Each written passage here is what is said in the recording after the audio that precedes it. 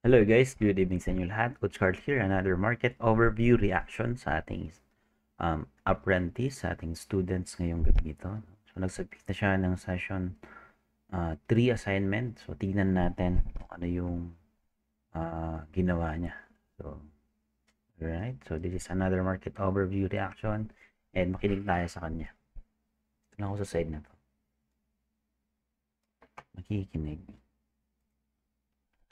Kita ba? Okay. Then I will go through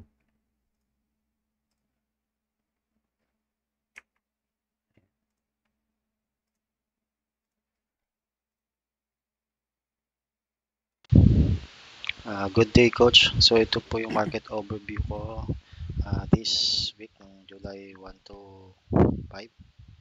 So merong pagtingin ko sa ating scoring.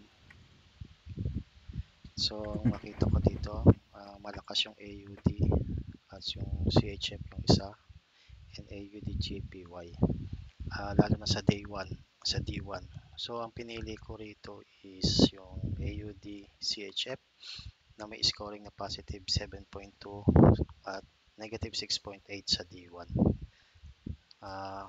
So yung AUDCHF, July 1 yan, nagumpisa. Checking time ko is 6:23 p.m. Nilagay ko na rin dito yung time frame, D1. So ito yung base niya, end code. So sentiment bias ko dyan is positive since ang base natin is mas malakas kaysa sa code. And yung buyers natin ay 24% and 76%. Mas marami pa yung sellers. So, market current movement niyan, possible may magkaroon ng pullback. Okay. Then, heat map, that time, July 1 is positive 0.55 and the risk on risk off is risk on. So, puro pa-bullish tayo. Then, pag-check ko ng punda, meron ako nakita doon na news na darating yung sa AUD yung retail sales sa July 3 and yung sa CHF naman is July 4 CFCPI. So nilagay ko na siya dito sa ating journal. So andiyan din na rin yung atin. Ito kasi lumabas na yung result niya. So 0.6, so bullish yung naging uh, ano niya, naging action na. So ito yung naging after niya. AUD dito July 3, 0.6 ito. So nagkaroon siya ng positive result. Then pag-check ko dito sa CHF naman. So ito July 4, ni-record ko na rin 2:30 PM yung ano niya, checking niya dun sa paglabas ng news. So lumabas na rin yung result niyan dito. So nangyari is nagkaroon ng negative result. CPI CHF ito July 4. So nagkaroon ng negative result siya. So kaya ang fundamental bias dyan is bearish. So dito sa punda, nagpapakita na malakas pa rin si AUD, CHF and possible na ang ating market trend is pataas. Okay. So intermarket analysis naman para sa AUD. So nilagay na rin dito ang scoring. So positive, malakas siya. So interest ng AUD, nilagay ko yung hawkish dyan kasi base sa ano ng Australia. Ayan, so makikita naman din dito sa trend na malakas, papataas siya. So hawkish siya, nag-retain nga lang siya doon sa kanyang 4.35 na yung ano niya. Pero dito sa report na to is nasa taas pa rin siya. Yan nilagay ko diyan is hawkish. Then yung GDP ng Australia, nilagay ko rito in contraction. Although nagkaroon siya ng sabi niya rito noong 2023 expanded daw siya ng 0.1. Pero nung pag-check ko ng ano natin sa pinaka ano ng Australia, sabihin, yung GDP Ayan ang ano. So makikita na dito sa chart is pababa siya. So kaya ako nilagay doon ay contraction. So pababa ang GDP growth ni Australia. Dito naman sa inflation contraction din. So kasi na-reduce yung ano nila inflation from 4.1 to 3.6. No? Although itong inflation rate nila is above pa rin doon sa range nila na 2 to 3% ng Australia. So, pero nagpapakita na siya ng may contraction na rito ng inflation. Okay. Then sa employment naman ng AUD, so meron silang ni-report na tumaas sila ng 0.1%. Tumaas yung tawag dito. Yung employment rate nila, check natin. Employment rate ng Australia.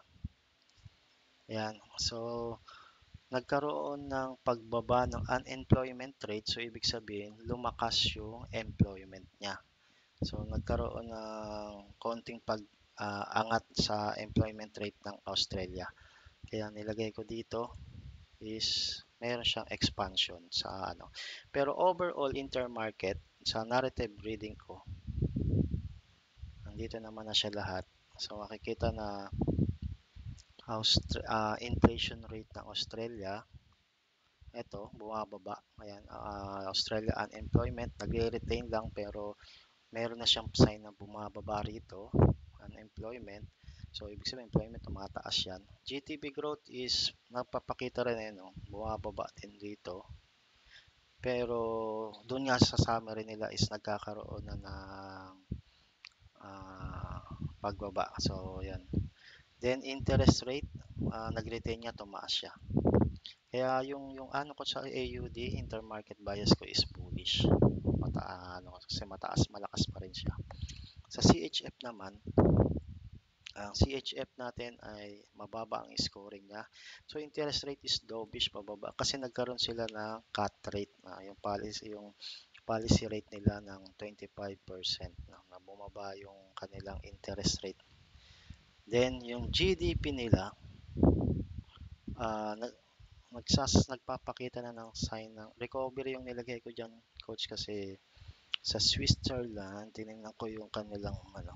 Ayan, tinignan ko na lang yung GDP growth. Makikita naman na unti-unti tumataas yung GDP growth nila. Ayan, nakita rin yung Switzerland GDP expanded by 0.5% ng 2024. So dito rin sa chart nila is pataas naman. So nakikita na may sign ng recovery si CHF, although nasa baba pa siya. Then yung inflation rate, nag-retain lang tong inflation rate nila sa Switzerland. Yung inflation rate ng ano ba yan? Switzerland, ayan. Nag-retain lang siya ito. Ito kasi bagong report yan Wala pa yan nung naglagay ako. So nag-retain pa lang siya.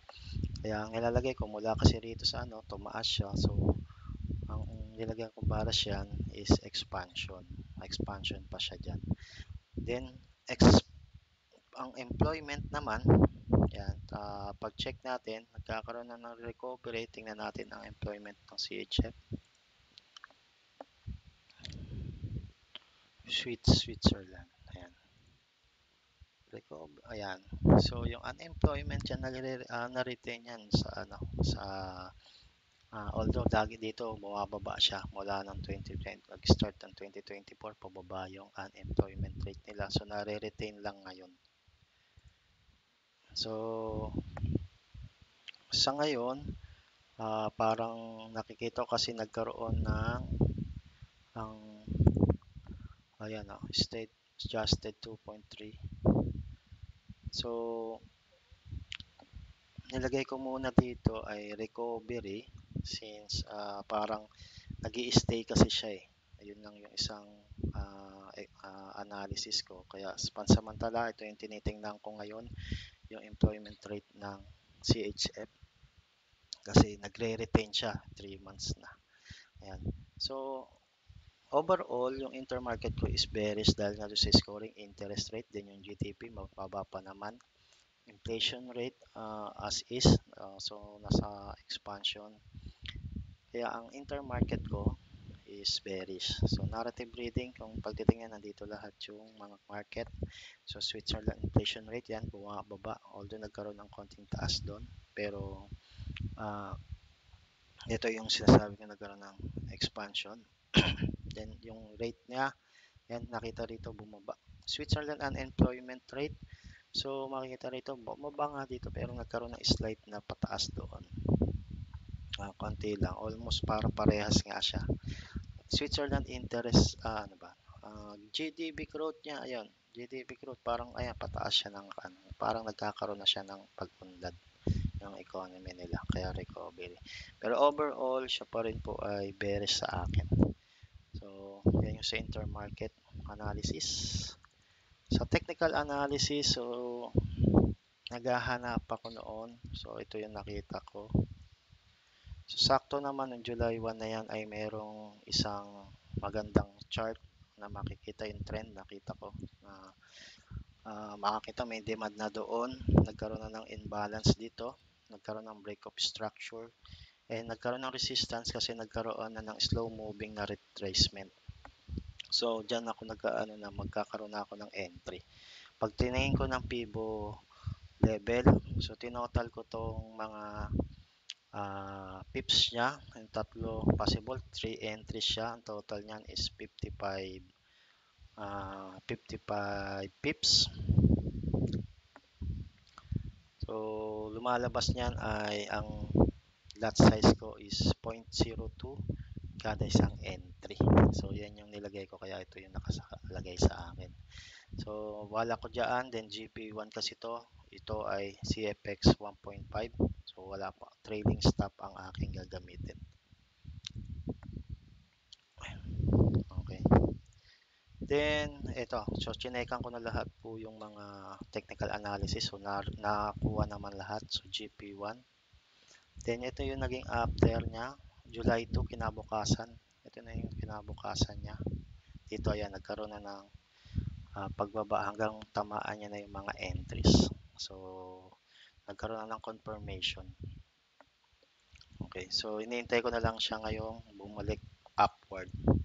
Okay, sa validation naman, so napansin ko dyan yan nga, nagkaroon na ng pullback ng July 2, scoring naman, nasa within criteria pa rin for buying position. So technical bias ko dyan is bullish.